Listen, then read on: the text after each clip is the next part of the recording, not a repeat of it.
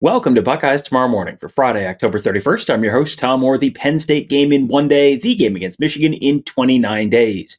If you're planning your next event, make it unforgettable with Grateful Griddle, Columbus's favorite food truck, serving up smash burgers, gourmet sandwiches, and good vibes. Book your catering today at gratefulgriddleoh.com. All right, today's show, we're going to be talking about the Big Ten tie-breaking procedures. This is actually a conversation that started on the Huddle board presented by Jeff Ruby's Columbus at BuckeyeHuddle.com, trying to figure out, okay, what would happen if certain scenarios played out, because the race for the Big Ten championship game this year is pretty crazy, and there are some consequential games coming up down the home stretch of November that are going to really have an impact on who ends up playing in Indianapolis. And some of the scenarios are easy. Some of those scenarios are very complicated. So I have great news, friends. You know how you loved when we read all sorts of rules and regulations and bylaws during the Michigan sign stealing scandal? Well, great news. We get to read a bunch of Big Ten tie-breaking procedures. How does that sound? Well, too bad. We're going to do it anyway. All right. So here we go. We're going to start from the very beginning. We're really going to be talking about a bunch of scenarios that are a little bit more complicated, because if it comes down to Ohio State and Michigan are tied, it's just who's going to be the team that won that game, and then that team is going to get the tiebreaker. So most of the two-team scenarios are pretty straightforward. We're going to be looking at some of the more complicated, messy scenarios here. So here is a section on if three or more teams are tied for first place in the standings, the following steps in Section B will be followed until a determination is made. After the head-to-head competition among the tied teams, if a tiebreaker step produces standings with a clear number one team by itself, among the tied teams, that team is selected for the championship game, and the remaining teams still in contention revert to the beginning of the applicable tie-breaking procedures, e.g. if there are three teams, the number one team is in the championship game, and the other two teams go to the first step of the two-team tiebreaker procedures. If there are four teams, the number one team is in the championship game, and the other three teams go to the first step of the three-team tiebreaker procedures, etc. Okay, pretty straightforward. Next up, if a tiebreaker step produces results with two teams tied for number one, they are both selected for the championship game.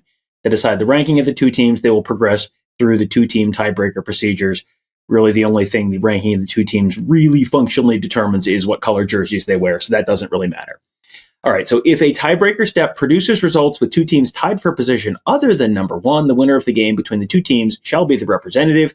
If the two teams did not play, move to the two-team tiebreaker above. If three or more teams remain tied after any step, move to the next step in tiebreaker with remaining tied teams.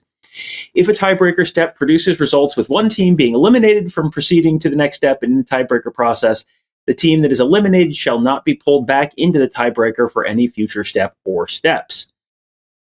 Now, here's where we get into the stuff that is really going to determine a lot of the rest of the show. So I'm going to read it. Don't worry, I'll explain it. This is just, I'm sort of showing my work here, and then you can go back and refer to this section later when you're like, that's not right.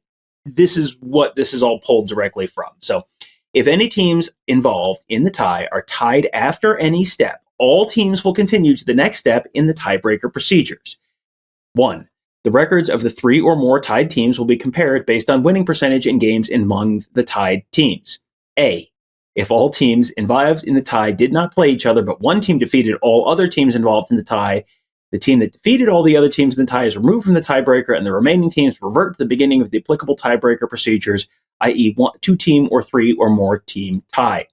Okay, so that is probably not going to be something that is going to play out in any of the scenarios we're talking about later. However, 1B, pay attention. This is going to be an important one. All right, if all teams involved in the tie did not play each other and no team defeated all other teams involved in the tie, move to the next step in tiebreaker.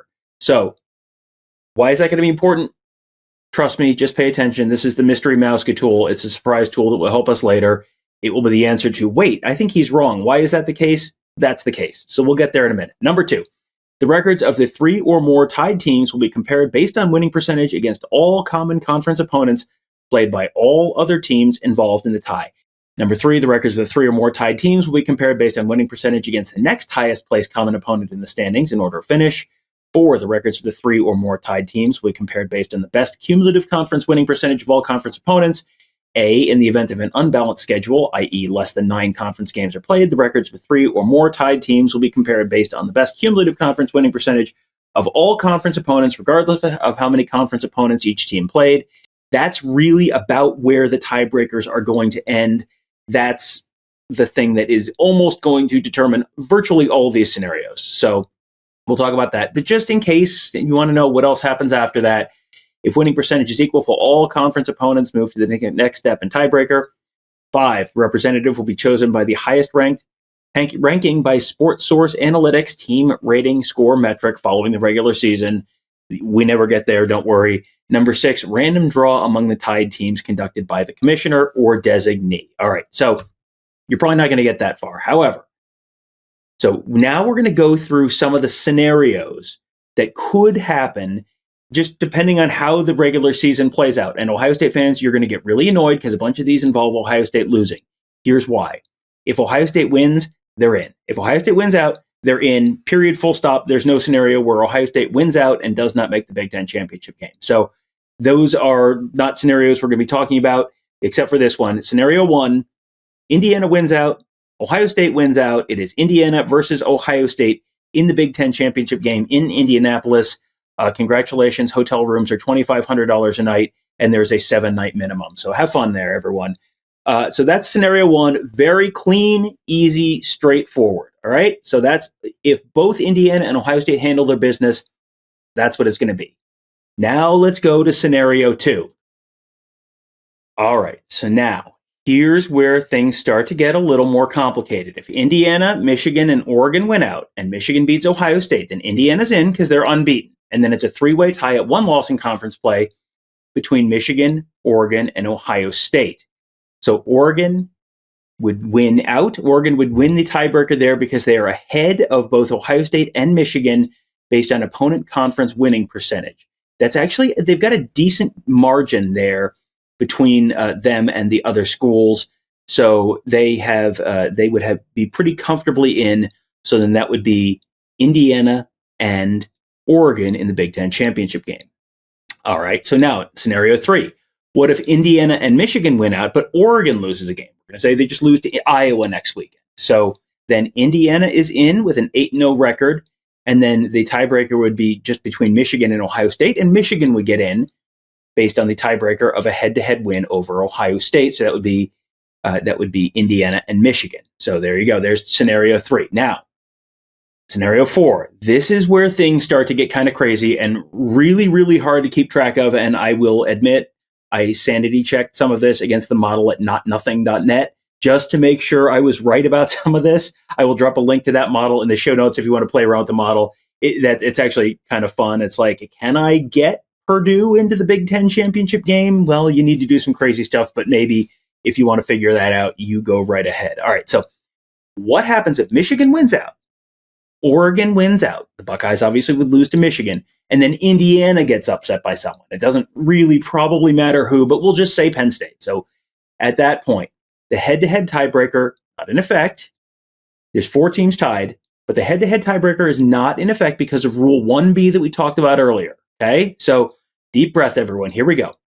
Oregon is in because their conference opponent winning percentage is the best. And again, there's a decent gap there. So they would probably be in over almost anyone else that we could have in this conversation. So Oregon's in. Then the teams left are Ohio State, Michigan, and Indiana. The Buckeyes have the highest conference opponent winning percentage of those 3, although it's kind of close right now, so that could change between now and the time that this type would actually go into effect. Michigan just behind, Indiana last. So even though Michigan beat Ohio State a week earlier, it would be Oregon and Ohio State in Indianapolis. That would go over great in Ann Arbor, I'm sure. Get ready for lots of conversations about 1973 if that happens. All right. So here's one more. This is kind of a fun one. What if Indiana loses to Penn State? Oregon loses to Iowa. Michigan wins out. They beat Ohio State in the process. Then Oregon is out. And then it's just a 3-way tie between Indiana, Michigan, and Ohio State. So at that point, it again comes down to conference opponent winning percentage. Michigan and Ohio State are the top 2 teams by that metric. Michigan actually would be slightly ahead of Ohio State in that scenario. It's kind of crazy. They're very close right now, so that one is still a little bit TBD. But so Michigan and Ohio State would play for the second week in a row. They would play in Indianapolis. If that combination of events happens, that's entirely possible. We'll see what Penn State looks like against Indiana, but that is an entirely possible scenario. All right. Last one, just to give you a sense for how much stuff can change in a relatively, with relatively minor changes in terms of events, how much things can really change in terms of outcome. Okay. From the last scenario where Ohio State's playing Michigan, all we're changing is instead of Oregon losing to Iowa, they're going to lose to USC instead. Everything else is the same. So how much does that change things? Well, Ohio State would face USC in Indianapolis. So here's why. The Trojans, well, they would have the best conference opponent winning percentage, followed by the Buckeyes, and then Michigan, and then Indiana on the outside looking in. So it would be the Buckeyes and USC, and instead of $2,500 hotel rooms, you'd have Ohio State a week off of a loss to Michigan, and USC from all the way across the country, and hotel rooms would be $13 in Indianapolis. So depending on your views on whether you want to go and how expensive hotel rooms might be, there you go. Now you know who to root for in all those various games. But thought that was just kind of a fun little exercise. Again, I will drop a link to the model that they use from notnothing.net.